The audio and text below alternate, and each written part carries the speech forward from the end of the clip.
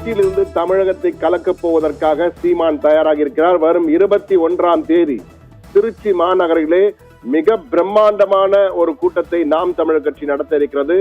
தேர்தல் களம் காண்பதற்காக அந்த கட்சியின் வேட்பாளர்கள் 234 தொகுதிகளில் போட்டியிடுகின்ற வேட்பாளர்களும் ஒரே மேடையில் வைத்து அறிமுகம் செய்து பேச இருக்கிறார் நாம் தமிழர் கட்சியின் தலைமை ஒருங்கிணைப்பாளர் சீமான். கடந்த 2016ஆம் ஆண்டு முதல் தொடர்ந்து அனைத்து தேர்தலிலும் போட்டியிடுகின்ற ஒரு கட்சியாக நாம் தமிழர் இருக்கிறது.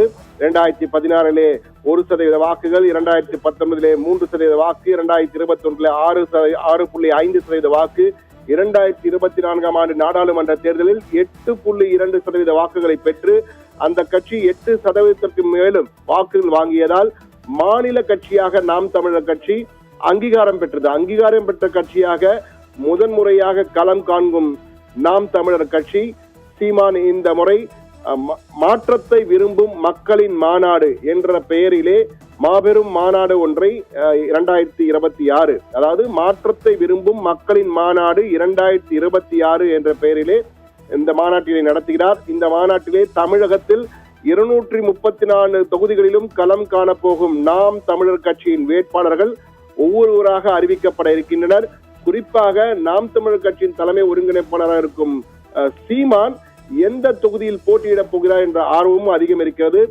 இந்த முறை எந்த தொகுதியில் போட்டியிடப் போகிறார், தலைநகர் சென்னையிலா அல்லது வேறு இடத்திலா என்பதை அறிவதற்கு நாம் தமிழர் கட்சியினரே மிகவும் ஆர்வமாக இருக்கிறார்கள். அது மட்டுமல்ல, மற்ற கட்சியினரும் நாம் தமிழர் கட்சியின் செயல்பாடு அணுகுமுறை எப்படி இருக்க போகிற இந்த தேர்தலை பொறுத்த மட்டிலே என்பதையும் அறிய இருக்கிறார்கள்.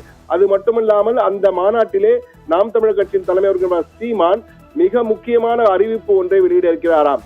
அது தேர்தல் அறிக்கையாக கூட இருக்கலாம். தேர்தலுக்கு தாங்கள் என்ன வாக்குறுதிகள் தரப்போகிறோம், எதை முன்வைத்து தேர்தல் களத்தை சந்திக்க போகிறோம் என்பது குறித்தும் நாம் தமிழர் சீமான் அந்த மாநாட்டின் போது மிக தெளிவாக விளக்க இருப்பதாகவும் நமக்கு தகவல் கிடைத்திருக்கின்றன.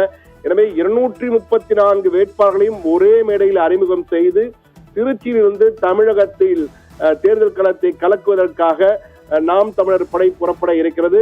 அதற்கான ஏற்பாடுகள் தற்போது ஆரம்பித்திருக்கின்றன. வரும் 21ஆம் தேதி திருச்சியிலே இந்த பிரம்மாண்ட மாநாடு நடைபெற இருக்கிறது என்பது குறிப்பிடத்தக்கது நேயர்களே.